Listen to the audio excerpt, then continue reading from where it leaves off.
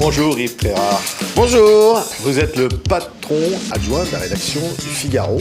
Voici la une. Ben voilà, ça y est, c'est fait. Nouveau duel. C'est à nouveau le duel Macron-Le Pen pour le deuxième tour de l'élection présidentielle en France. Pas une surprise?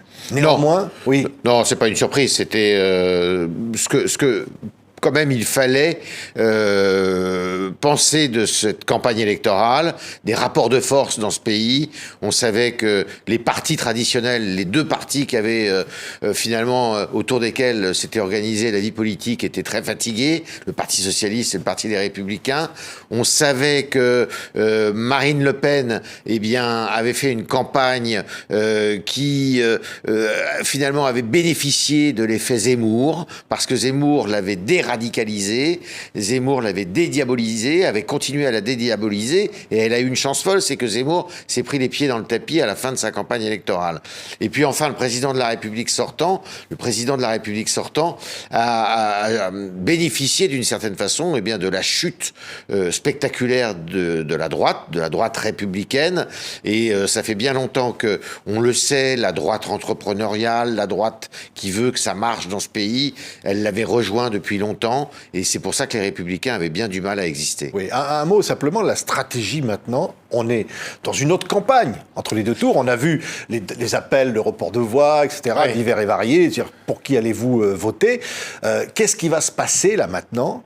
Alors, en fait, on est dans une France avec 4 quarts qui sont pas d'ailleurs égaux. Chacun de ces quarts n'a pas la même forme que les autres. Vous avez le quart du président de la République, un gros quart, qui est la majorité présidentielle, qui est ouverte sur le monde, qui est dans la mondialisation, qui est pour l'Europe, tout ça. Vous avez un quart qui est un quart, je dirais, celui de Marine Le Pen, qui est très souverainiste, qui est attaché à ses frontières, qui pense que la solution, elle passe par l'intérieur du pays. Vous avez un quart qui est un quart de gauche quand même. C'est ceux qui ont voté pour Jean-Luc Mélenchon. On disait cette gauche morte. Eh ben, le Parti socialiste est probablement en voie de disparition, mais la gauche, elle est encore présente. Et puis le dernier quart, c'est un quart abstentionniste. Un quart qui est quand même assez important, puisqu'il y a eu quelques 26% de Français qui se sont abstenus à l'occasion de cette élection. Alors maintenant, on va prendre l'affaire dans un autre sens. Si vous regardez bien, si vous ajoutez Madame Le Pen et Monsieur Mélenchon, qui sont différents, mais qui sont quand même des votes assez radicaux, qui sont quand même des votes de protestation, ça veut dire que quand même, vous avez une grande partie de la population française qui est dans la protestation aujourd'hui. Et ce qui explique le fait qu'on ait eu les gilets jaunes, ce qui explique qu'on ait des mouvements de colère à chaque fois qu'il y a une réforme qui est introduite dans ce pays. Et ça explique, si vous voulez, ce vote explique ce côté éruptif de notre pays. Oui, ça veut dire un second tour qui n'est pas joué. Alors, second tour, je dirais un ballottage qui est quand même plutôt favorable au président de la République sortant, c'est-à-dire à Emmanuel Macron, mais il peut toujours se passer quelque chose. Ce qui est sûr, c'est que par rapport à ce qu'on a vécu il y a 5 ans, Marine Le Pen face à Emmanuel Macron dans un débat, ça ne sera pas la répétition de l'autre fois. Ça avait été un débat catastrophique pour Marine Le Pen, qui lui avait... Elle aurait perdu, de toute manière, compte tenu de la différence de voix, du nombre de voix, mais ça l'a quand même beaucoup handicapé. C'est d'ailleurs tout le mérite qui lui revient aujourd'hui, c'est d'avoir surmonté ce handicap et cette tragédie qui avait été ce débat pour elle. Et je pense que le débat sera plus équilibré, sera quand même d'une meilleure facture cette année, même si, sur le plan économique, Mme Le Pen me paraît montrer quelques grosses faiblesses. Oui, je vous montre ce livre, hein, Yves Tréhard, c'est Une certaine idée de la France, que vous avez publié aux éditions du Rocher. J'en parle parce que, effectivement, cette élection a une dimension internationale. Quand vous parlez d'une certaine idée de la France, c'était le général de Gaulle. Vous parlez comme ça, vous avez rencontré, alors là, vous avez rencontré François Gisbert, Yves de Gaulle, Jacques Julliard, Rachel Kahn, Gaspard Koenig, Arlette Laguillet, à l'extrême gauche, Catherine Ney, Michel Vinocq. Ce sont des gens que vous avez interrogés dans ce livre, notamment sur nos amis de la chaîne Public Sénat, et qui vous disent ça, une certaine idée de la France. Quelle est l'idée de la France qui sort du scrutin d'hier ? Alors l'idée de la France, c'est ça, c'est une France divisée, une France pour une bonne partie d'entre elles qui veut marcher dans la mondialisation, qui veut que l'économie marche bien, qui est satisfaite finalement de la politique qui est conduite par le chef de l'État, au moins sur le front économique. C'est pour ça qu'il a récupéré un électorat de droite qui est quand même assez important. Pourquoi ? Parce qu'il a supprimé une partie de l'impôt sur la fortune, parce qu'il a réformé le code du travail, parce que les plus-values maintenant bénéficient d'un plafond d'imposition,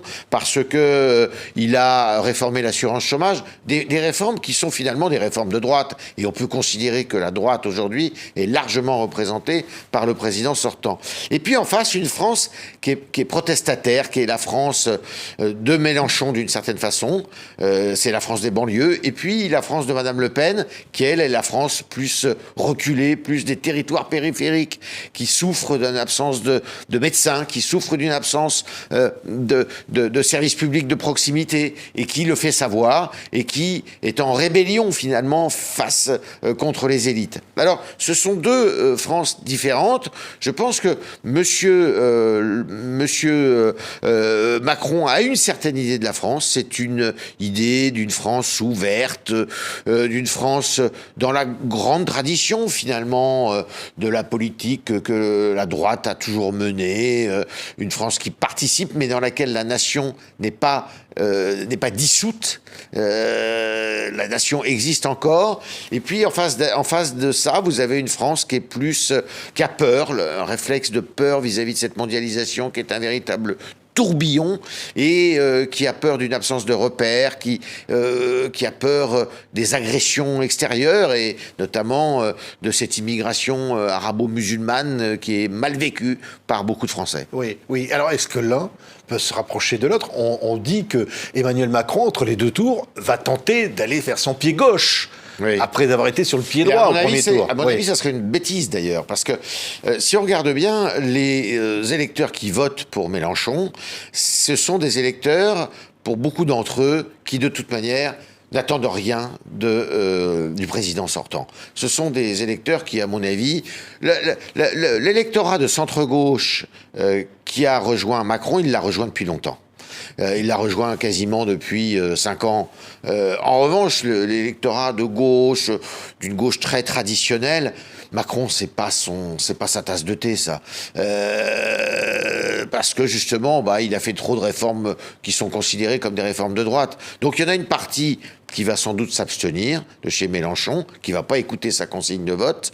Il y en a une partie qui va petite partie qui va voter Macron, et il n'est pas exclu qu'il y en ait une partie qui vote pour Marine Le Pen, parce que justement, ça serait une façon d'exprimer sa protestation. Oui. Donc, moi, je ne crois pas qu'il ait intérêt, le président sortant, à aller trop loin sur sa gauche. Il faut qu'il continue sur son chemin, qui est un chemin et de droite et de gauche, mais je pense que l'électorat qui aujourd'hui le soutient, qui est en mesure de le porter comme vainqueur de ce deuxième mandat, ce qui serait un grand succès, parce que ça n'est jamais arrivé pour un président sortant, sauf quand il est passé par une cohabitation.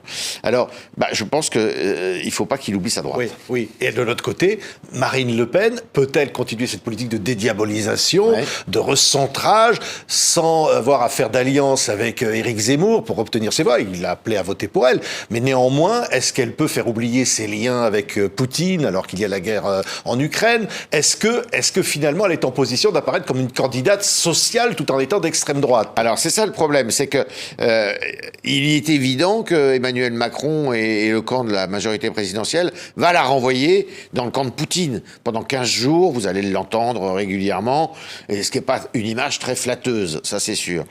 Ce qui va se passer, c'est que ça va être un débat qui va, je pense que elle va être attaquée sur son front social et économique. Parce que, somme toute, son programme économique, il est difficile à défendre, il coûte très cher. Il pourrait conduire à la sortie de l'Europe. Et il pourrait conduire, effectivement, il conduit à la révision de tous les traités européens de la part de la France. Enfin, de beaucoup de traités européens. Et je pense que le fait d'exempter d'impôts, par exemple, tous les Français de moins de 30 ans, mais tout ça, ça a un prix, ça a un coût. Et je ne crois pas que, si vous voulez, la capacité française, de l'économie française à encaisser tout ça, soit suffisante. Elle, ce qu'elle va faire, c'est qu'elle va attaquer le président sortant sur le front régalien. Parce que c'est vrai que c'est le point faible du président sortant. Il a beaucoup fait sur l'économie, il a peu fait sur le front régalien dans la lutte contre l'immigration clandestine, dans la lutte contre l'insécurité. Et là, c'est des points forts pour Marine Le Pen. Elle a toujours eu un discours extrêmement ferme là-dessus. Et il est sûr qu'elle va l'attaquer sur son bilan, qui est un bilan qui est assez peu flatteur. C'est vrai, l'immigration clandestine a considérablement augmenté. Quant aux chiffres de l'indélinquance, ils ont explosé. Oui, même si elle se présente comme la candidate du pouvoir d'achat avant tout. Elle se présente comme le pouvoir d'achat. Celle qui va offrir la retraite à 60 ans, des augmentations de salaire, la baisse des prix de l'essence, la privatisation. Lui, il va tout faire pour justement montrer que ça ne tient pas, son programme là-dessus, qu'on ne peut pas continuer comme ça avec une retraite qui soit pas un âge de départ à la retraite qui ne soit pas reconsidéré compte tenu du vieillissement de la population et compte tenu des besoins aussi en financement de la sécurité sociale. Oui, ce livre, Yves Tréhard, c'est justement ce dialogue que vous avez poursuivi avec des personnalités sur l'état de la France. Vous dites c'est une France explosée, c'est une France irréconciliable, divisée irrémédiablement. Alors c'est une France qui est divisée, mais c'est une France quand même pour laquelle tous ceux que j'ai interviewés, qu'ils soient de droite, de gauche, vous avez vu, il y a toutes les générations, il y a toutes les sensibilités, les gens sont quand même plutôt assez optimistes. C'est-à-dire qu'ils disent en gros, la France c'est un pays éruptif, c'est un pays qui est jamais content, c'est un pays qui est tout le temps en colère, mais qui trouve toujours des ressorts finalement pour surmonter les obstacles et qui est dans un débat permanent, parce que même si ce débat il n'a pas lieu dans les hémicycles politiques, il a lieu dans la rue, il a lieu dans les médias. Ce sont des débats qui sont parfois virulents, mais ce sont des débats qui débouchent sur une certaine réflexion. C'est-à-dire qu'on n'est pas un pays amorphe, on n'est pas un pays atone, on est un pays qui sait se défendre. Et on le voit finalement, si on regarde bien, notre pays, il est sorti de cette crise sanitaire sans trop de bobos quand même. Bon, certes, il y a eu 140 000 morts, mais si on se compare à d'autres pays européens et comparables, eh bien, la vaccination a plutôt mieux marché qu'ailleurs. Et puis, on s'en sort économiquement. Alors évidemment, il y a le quoi qu'il en coûte. On a beaucoup dépensé d'argent, mais on s'en sort finalement mieux que, par exemple, l'Allemagne sur un plan économique. Voilà, merci Yves Tréhard. Merci. Ça s'appelle Une certaine idée de la France. C'est publié aux Éditions du Rocher. Merci beaucoup d'être venu commenter ce premier tour de l'élection présidentielle sur TV5 Monde. Merci beaucoup.